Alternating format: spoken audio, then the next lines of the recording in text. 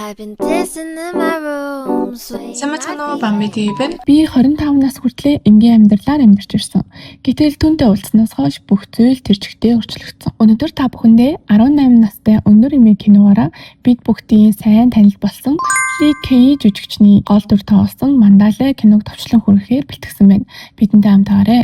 Жааманы цүнхний осрон ээжийнх нь үлдээсэн зүйл болохыг хараад захирал ихэд гайхна. Хаанаас авсныг сонирхон асуухад эмэгтэй энэ хатгамлан осрыг манай нутгийн нэг их хийсэн. Их хөөрхөн харагдаад байсан болохоор би зүүчгсэн юм аа гэв. Гэхдээ захирлын нэрийн цүнхний осорт хатгсан байгааг эмэгтэй мэдсэнгүй. Жаамон ээж автайгаа жил бүр нас барсан хөшөөхөө орчуулган дээр ирдэг байв. Ээж нь хэлэхдээ энэ хаягдсан оршуулга бол чон гэр бүлийн. Чон гэр бүл их хэцүү тавилантай хүмүүс. Том хүү болон өөрсдөө их нас барсан зөвхөн 2 дугаар хүн л амьд үлдсэн. 2 дугаар хүн Бээжингийн их сургуульд илсэн ороод хизээж нутагтаа буцаж ирээгүй. Чон гэр бүл бараг л үгүй болсон гэхдээ зэрэгцээд эмэгтэй багш залгаж хуучин ангийнх нь хүүхэд том дарга болсон. Чон чанжи эргэж ирсэн. Орой хамт хоол идий. Тэр зөвшөөрөл чамайг шахаад сайн ажилд оруулж өгч чаднаа гэв. Ээж нь нэгэн цүнхний өөрхөн осор гаргаж ирээд энэ 2 дугаар хүүгийн үлдээсэн ганц зүйл. Одоо хэрэггүй болж ах шиг байна гэж шатаах гэтэл охин болиулж ийм хөөрхөн юм шатааж яах юм бэ гэд өөрийнхөө цүнхэн зөвхөн тэр. Орой охин амлсан ясаар хоол идэхээр ирэхэд хаалга онгойж үнэхээр царайлаг залуу орж ирэв. Тэрээр багшийнх нь ярьсан том дарга мөн байх нь тэр. Чанжи охиноос зүйлтийг хаанаас авсныг асуухад охин болсон бүхнийг хэлнэ. Мөн охины нүүрэн дээрх жижигхэн сорвийг анзаарч асуухад охинд эвгүй санагдсан ч жаахан байхдаа нохойд уруулсан юм а. Харин хөршийн ах нь түүнийг имлэг төргөж өгсөн талаар ярихад Чанжигийн сэтгэл нь хөдлөв. Харин охин Чанжи 2 цагийн турш уулнаас твж буугаад имлэг төргөж өгсөн хүн болохыг мэдсэнгүй. Чанжи ч өөрийгөө гэж хэлсэнгүй ярианы сэдвийг өөрчлөхөд багш нь охиныг магтаж тэр төгсгөөс өмнө л гэхэд 2 ажлын санал авсан. Гол нь найз залуу нь шахаад байдаг учраас тэр саналуудаас татгалзаж танаас тусламж хүсэж байгаа юм а гэв. Харин Чанжи өөрийнхөө утсыг туслахтаа өгөөд охины WeChat хаягийг нэм гэхэд туслах нь үргэлж миний утсаар нэмүүлдэг байснаас өөрийнхөө утсаар хүний хаягийг нэмж байгаагүй те хэмээн гайхна. Орой хоолны дараа багш нь Чанжид охиныг даатгалаа шүү гэхэд багшийн эхнэр гэртээ очиод хэлээрээ хэмээн явна. Яг энэ үеэр нэвсийнсэн цас орж эхлэх нь тэр. Чанжи охиныг хүргэж өгөө гэхэд халзаж оюутны байр нь эндээс холгүй учраа өөрөө явчих яа гэв. Чанжиж шүхэр өгөөд явна. Гэтэл охин аль хэдийн Чанжигийн онсон бай босноо мэдсэнгүй. Охин WeChat дээрээ өнөөдөр нутагтаа очиж өвгдийн сахиусыг дахив гэсэн утгатай пост оруулсан байхыг Чанжи хараад миний гэр бүлийн булшийг иргэн гэдэг миний гэр бүлийн хүн болсон л гэсэн үг гэх нь тэр. Жаамон оюутны байрандаа буцаж ирэхэд найз залуун залгаж өнөөдөр цалингаа авсан. Дуртай оруулын будгийг ч авч өгөө гэхэд охин татгалзаж мөнгөө сайн цуглуулаа гэв. Мөн өнөөдөр багш нь том захиралтай танилцуулсан. Шанхайд ажилд ороход нь тусланаа гэсэн. Цаашаа дахиж холын зай харилцаатай байх шаардлагагүй боллоо гэх нь тэр. Найз залуу нь ихэд баярлаж чамайг 15,000 юаны цалинтай болчихвол хоёлаа байрны урьдчилгаа хийж чадах юм байна гэхэд охин хамтдаа хичээцгээе гэж таслана. Охин унтахаар хөвтөж байтал гинт захирлаас нь унтаж байна уу? CV-гээ яг одоо явуул. Маргааш ажлын ярилцлагатай гэсэн зургуус ирнэ. Жаамон яаран босоод CV-гээ явуулна. Харин Чанжи Швейцар руу нисэх нислэгээ оройн нислэгээр соль онилсан байгаа төвчээртэйгээр ганцаад буудах хэрэгтэй хэмээн өөртөө сануулж ярилцлага авч эхлэх нь тэр.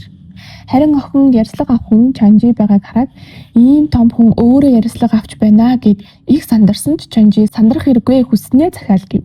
Охин хоолны менюг хараад ямар их үнэтэй юм бэ? Энэ хоол захиалгын ярьцлагын бас нэг хэсэг байх үедээ хэмээн хамгийн хямдаас нь захиалав. Ингээд Чанжи охиныг ямар албан тушаал сонирхож байгааг асуухад хөгжүүлэлтийн инженер гэв.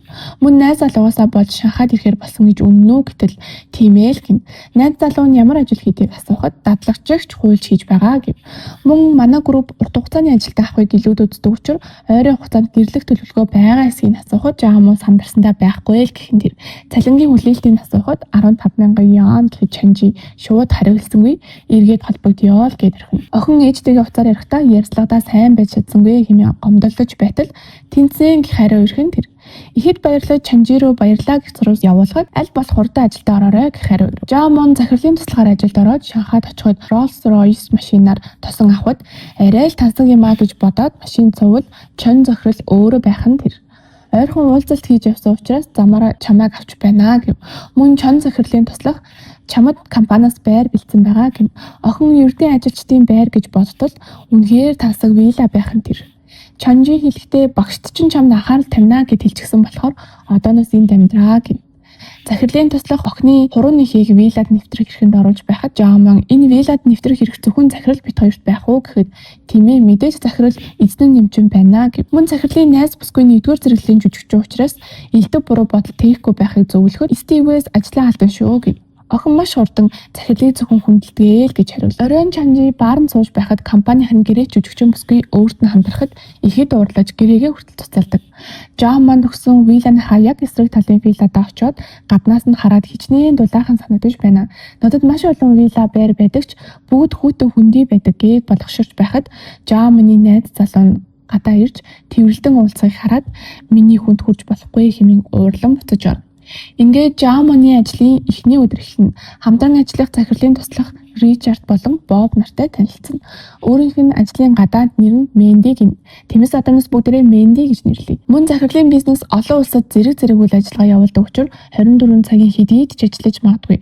Заримдаа гинт шөнийн 3 цаг залгаад 4 цаг тонгосны буудлын руу явдаг шүү гэдгээд Мэндид урт хугацааны виз авах ёстой 36 улсын жагсаалтыг олгоно. Мэнди орой захиралтайгаа хамт үйл ажиллагаанд оролцохоор явна. Ажлынх нь өмсөд зүснээр нь доогдож байсан учраас Чанжи тансаг хувцсны дэлгүүрт орж хувцас сонгож өгөөд одооноос хувцас авахдаа энэ картыг ашиглаж бай хэмээн хязгааргүй карт өгнө.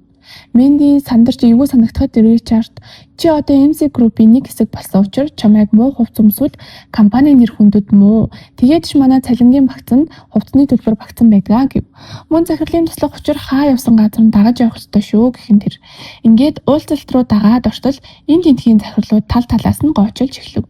Мэнди тэсэлгүй гарч явхад Крис дагаж очиод эвгүй байна уу гэхэд тийм ээ би бол технологийн хүн ийм ярианд оролцож чадахгүй би ерөн судалгаа шинжилгээний ажлаа хийх ёстой юм шиг байна.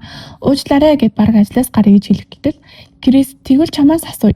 Сая тэд нар нарны төхөөрөмж өгөртгийг гэсэн хувиргалтын дүн хэд вэ? Таны төхөөрөмжийн зардал хэдээр нэмэгдэх вэ? Програм хангамжийн зурагтыг хизээ гаргах вэ? Би чамайг энд бодиттой ажилуулах гэж авчирсан болохоос мөрөөдгөө. Чи хорвоог ямар нүдээс харахаас шалтгаалж чамайг хэн болохыг тодорхойлно. Хармаар байвал явж болно гэд покер тоглохоор орно. Ингээд Мэнди нэгэнт ирсэн юм чинь зүгээр явж болохгүй гэд Крисийн хажууд ирэн хүзэр суулж өгөхөд хоёр тамга байх нь тэр. Мэнди согцсон байсан учраас Крис гэрт нь өргөж өгөхөөр авч явна. Мэндиг оронд нь оруулаад нөгөө жижиг сармын дээр нь Крис үнсгэн тэр.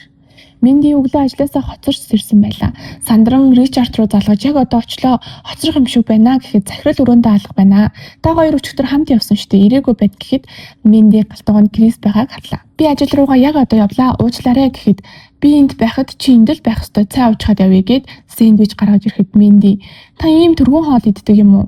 Би өглөөний цай бэлдэж өгье гэд чин цайтай гомон бэлдэж өг. Энэ нь гэр бүлийн халуун дулаан уур амьсгалыг Крис санагдуулна.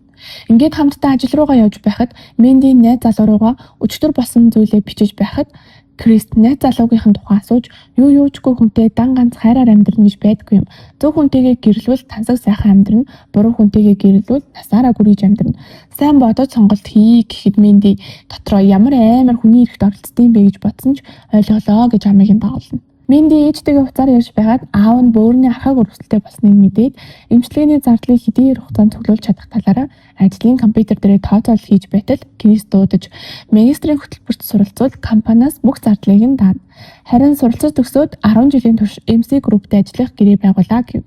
Мэнди ихэд баярлан зөвшөөрөн гэрээ хийхдээ дадлагжагч хуульч найз залуу Ли Күн рүү хэрэгээ явуулан хямж өгөхийг асуухад Ли Күн ажилдаа байсан учраас харалгүйгээр асуудгүй гэрээ байна гэж хэлээд гарын усыг зурулна. Ингээд Крис ямар ч байсан 10 жил өөрийнхөө хажууд байх харууллаа доо. Мэнди өдөр бүр хичээнгүйлэн ажиллангаа суралцаар найз залуу Ли Күний төрсөн өдөр боллоо. Орой уулзгаар тохиролцтол яг энэ өдөр Крис Ли Күнийг судлуулсан материал ирээд төрсөн өдөр нь болохыг мэднэ. Мэдээж Мэндиг юу гэж явуулах вэ? Ли Күнд бэлэг аваад явах гэж байтал яаралтай ажил гарлаа гэж шүнжин илүү цагаар ажиллуулна. Маргааш нь Мэндигийн найз залуудаа авсан бэлэг нь алга болсон байв. Крисээс асуудал эмэгтэй хүн л бэлэг авдаг. Эмэгтэй хүнээс бэлэг авдаг ир гэж юу байдیں۔ Маргааш надтай хамт яв. Лиу захирлын төрсөн өдрийн үдшилтэд явна. Том төслүүдэд хамтардаг учраас яг 100% ажлын уулзалт биш гээд үнтэй эмэг зүйл Мэндид өгнө. Ингээд найз залуугийнхаа төрсөн өдрийг дараа нь нөхөж тэмдэглэж байхад найз залуугийнх нь компани нэг том компанитай хамтарч ажиллахаар болсон. Захирал нь Фэншүү жил усанд их ачаад богдлогдөг. 99 оны туул ажилтны хүн хуулийн багт байвал аз авчирнаа гэсэнгээд тэр нь мэдээж би маргааш би явахаар болсон гэв. Мэдээж энэ ард нь Крис байгаа нь тодорхой. Найз залууг нь холдуулчихна. Лиу захирлын үдшилэг дээр ирлээ. Мэндигийн зүүсэн зүйлтийг Крис өмнө жил маш өнтэй дуудлага хулдаагаар авсан нь хэсэгтэй шууган тарьсан. Алдартай жүжигчин Жени ганц удаа зүүж үзье гэхэд Крис хиндэд зүрхийг зөвшөөрөөгүй. Чи Крисийн хувьд их чухал хүн байна шүү гэх нь тэр. Гэтэл Крис гинт нэг тийшээ явчихад ирье гэд Мэндийг үлдээн. Мэнди 0 орох гээд хайж явтал Крис Женитэй тагтан дээр хоёрхна байгааг харна. Гэтэл Крис гарч ирээд харсан зүйлийг тайлбарлах гэтэл та надад тайлбарлах шаардлагагүй. Тань шиг баян хүү хэдэн ч хүнтэй уулзаж болно штэ гэхэд Крис чиний найз залуу чинь ч гэсэн олон хүнтэй уулзаж болох юм уу гэхэд үгүй тэр чинь бол тань шиг баян биш шүү дээ мэдээж болохгүй гэхэд Крис шууд Мэндигийн уруул дээр үсээд миний бүсгүй болчихол доо гэхэд Мэнди алгадаад би найз залуутай бид гэрлэн гээд уйлж гарна. Крис хийсэн үйлдэлтэй үнэхээр их харамсна. Мэндиг найз залуу нь онгоцны буудлаас авч гэртээ авчгаар болно. Харин Крис араас нь машинтаа дагаж очиод гадаан тэр хоёрын халуун дулаан харилцаатай байгааг хараад ихэд уурлан хідэн тамхи өгсрүүлж татна. Гэрэл унтрахад бүрч их уурлан туслах руугаа далгаад энэ хоёрыг салга. Дахиж Ликүнийг Шанхайд орж ирүүлэхгүй бай. Ажиллаж байгаа хотод нь үрдүүлдэ гэх нь тэр. Хамт амьдрах талаад жаргалтай ярьж байтал Ликүнийг ажлаас нь хамгийн ихний онгоцоор яаралтай буцаж иргэж дуудана. Мэнди уурлаж тэгвэл би энд өөрөө нүүж ирнэ гэхэд чамд компаниас өгсөн тансаг байр байгаа үсттэй ийшээ ирж яах юм? Бөөн түрээсийн зардал сайн хадгалах ёстой ч мөнгөө гэхэд бүрч их уурыг нь хүргэнэ. Мэнди амьдарч байсан виллада буцаж очиход Крис ирчихсэн зогсож байв. Мэнди маргааш ажлаасаа гарна надад сайн хандаж байсан баярлаа гэхэд Крис яаж ч уучлахгүйгээд үлдээх гэхэд Мэнди зөвшөөрөхгүй төрсөн гэрлүүгээ явна. Санаандгүй аавынхаа өвчнөд тэмдэглэлийг харахад улам дарцсан байгааг олж мэднэ. Өмнөх сар авсан бүх цалингаа ээж аавдаа өгөөд Шанхайд очиж ажиллаа өгч юмаа авахар явах гэтэл өөр хэлтэс рүү шилжүүлсэн бөгөөд шинэ төслийн ажлыг өгсөн байв. Аав ээжийнхээ төлөө энэ боломжийг алдаж болохгүй гэж бодон үргэлжлүүлэн ажиллахаар болов. Мэнди шинэ алгоритм гаргаж зарагдах үнэ 120 сая яан болсон. Крисийн тооцоолж байснаас илүү давсан амжилт үзүүлсэн байв. Крис тамилтаас ирээд шууд Мэнди дээр очиж амжилт үзүүлснийг нь магтаж, гэхдээ захирлын туслахын албан тушаалбал бүрж олон хүмүүстэй танилцаж олон гарцыг нээх болно гэхэд Мэнди тэр тухай бодох шаардлага алга гээд явна. Гэтэл Мэндигийн WeChat руу нэг хүн чат бичээд орж ирв. Үүнийг нь харуул найз залуу Ликүн нь өөр хүүхэнтэй нэг оронд байгаа зураг чат зэрэг нь байв. Ликүний утас руу залгаад үжлэг дээр өөр хүүхэнтэй үнсэлцэж байгаад заа авч байгаа зураглал харагдана. Өөрөө согтсон байсан юу ч мэдээгүй тэр хүүхэн л ихсэн гэх мэтэр үннээ хэлгэн тэр. Мэнди араар тамилсантай их шаналж их сайн хандаг байсан байхад яагаад ийм зүйл хийж байгаа юм болоо хэмээн шаналж байхад Крис тайвшруулан аргадаж хажууд нь байж өгнө. Мэнди согтож унтаас ирэхэд өглөө нь Крис шанцаатай гомон хийж өгнө. Мэндигээс сайхан хамтдаа хийсэн байлаа. Ингээд Крис өөрт нь боломж олцсонд дотроо ихэд баярлана. Манай хоёр илүү дотоосож хамтдаа ойгоор алхаж байгаад Мэнди хөлөө гэмтэж Крис аварна. Нарийн ясны хугарсан учир 1 сарын турш хөлөө гипсдүүлэхээр болов. Мэндиг аврахтаа Крис гараа шалбалж гүн цуссан байгааг хараад сая имлэгт имжлүүлгүй яасан бэ гэхэд Крис тоолгүй зүгээр дээ. Нэг анзаарсангүй гэхэд өмнө нь Ликүнтэй хамт явж байгаад скутертэй хосолдож Ликүний гар жаахан залбарсанд их уурлаж өөрийг нь огт тоохгүй байсныг саналаа. Ингэж өөрт нь илүү сайн хандаж байгааг хараад сэтгэл нь хөд. Крис Мэндиг имлэгт үзүүлээд явж байтал Ликүн ирж миний буруу байсан би зүгээр л цогтуу байсан гэх мэтээр гуйж байхад нөгөө араар тавьсан хүүхэн ирж Ликүн ахаа би жирэмсэн гэдэг хооны зураг харуулна. Мэнди би чамаас ассан. Чи хогийн амьтан байж гэхэд чи нэг алдаанаас болж ингэж шийтгэж болохгүй штэ. Чи баян хүн хараад намайг үл тааж байгаа юм байна те гэхэд Крис чи бол Мэндиг төлөвлөгөөнийхөө нэг хэсэг болгодог. Харин би бол өөрийнхөө ур чадварыг гүйцэд ашиглахад нь замыг нь засаж өгөхийн төлөө явна гэд Ликүнийг хөөж явуулна. Машинд ороод Крис миний хэлсэн бүх зүйл чин сэтгэлээ шүү. Би чамд бүх зүйлийг өгч чадна гэхэд Мэнди хэрэггүй л гин. Хамгийн амир нь Ликүнтэй үндсэн эмэгтэй зохион байгуулалттай Крис явуулсан болох нь тэр.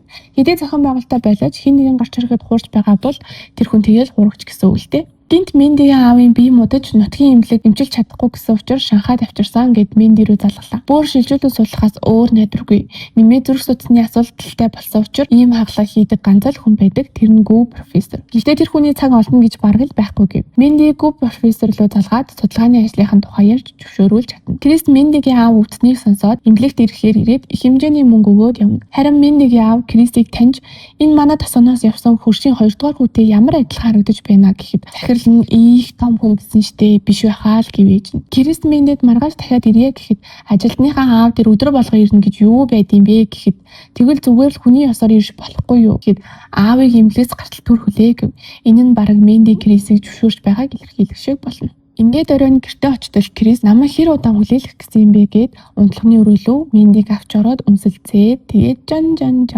Мэнди имлэг дээр явж байхад Ликон ирээд чи над Крисээ тийм цэвэрхэн гэж бодож байна уу? Чиний над руу явуулж байсан гэрээг би дахиад сайн харсан. Чи замын голоос Крисээ салах холдох юм бол гэрээний тарвал $800,000 нөхөн төлбөр дуунна. Тэр эртнээс зохион байгуулалтаа чамайг гартаа оруулсан. Чи өөртөө хайртай гэж бодож байна уу? Мэнди Крист чи надад хязгааргүй эрэхтэй карт үнэтэй даашинз нэр хүндтэй сургуульд оруулж тансаг виллад амьдруулсан. Намайг чам талархахаас өөр аргагүй хүргэж энэ гэрээгээр уях гэсэн байна. Энэ тэгээд хайр юм уу гэхэд Крис би чамд сайн гэсэн бүхнийг өгсөн. Энэ бүгд хайр биш бол тэгээд юу юм гэхэд хайр гэдэг юу болохыг ойлгоцоход тэрнээс нaan би чамтай уулзахгүй гэдээ юм. Мэнди нутагтаа очиод Эмитэйгээ уулзахад өгдийнхөө газар дээр энэ шар цаасыг шата. Бас чонгөр бүлийнхнийг мартаж болохгүй шүү гэхэд яагаад заавал тэдний шатаах ёстой юм бэ? Ийм олон жил өнгөрчгөөд байхад тэр хоёрдугаар хүн ирдэггүй юм уу гэхэд имэн тэр бол үнэхээр сайн хүү. Намайг хоёр өндөгөхөд маргааш нь хаалганы гадаа эмийн ургамал түгээ тавьчихсан байдаг. Энд гэр бүл нь байхгүй учраас ирж чаддгүй байх. Харин чи бол өөр шүү тэг. Гэрийнхэн чи энд байгаа учраас ирдэг. Чамайг явахад энд ийм сайхан зам гүр байгаагүй. Нэг нь нэрээ нуусан баян хүн бариулсан гэв. Тэр нь мэдээж манай Крис байх нь тэр. Крис ёс зүйгүй бизнес төсөлд оролцохоо болж Мэндиг маш их санав. Үүнээс хойш 9 сарын хугацаа өнгөрөв. Эмээн Мэндиг эмийн ургамал түлхэхээр уул руу явуултал Кристтэй уулзсан. Гэтэл нөгөө $800,000 сургуультай тэнцэх гэрээг Мэндиг мэдхээс өмнө Крис цуцалчихсан байсан байж. Крис өөрийнхөө алдааг ухаарсан дахиж тийм зүйл хийхгүй гэд ярилцаж байхад Мэндигийн чонгөр бүлийн 2 дугаар хүү болохыг таних нь тэр. Ингээд манай хоёр учраа олцсон нийлнэ. Крис мань тасгондоо бүтээн байгуулалтын ажил хийн. Одоо л ээжийнхээ үгийг ойлгож байна. Чи дэлхийн ертөнцийг таньж мэдгээр харин эцэст нь заавал бусад ирэх ёстой гэдэг үг гэж хэлээд кинод бас. Киног сонсоод та бүхэн өөр төрсэн сэтгэлдээ комент хэсэгт заавал хуваалцаарай. Дараагийн хятад кино драма төвчлийг цаг алдалгүй сонсохыг хүсвэл манаас өгөх subscribe дараад могоо хасаагаарай. Баяртай.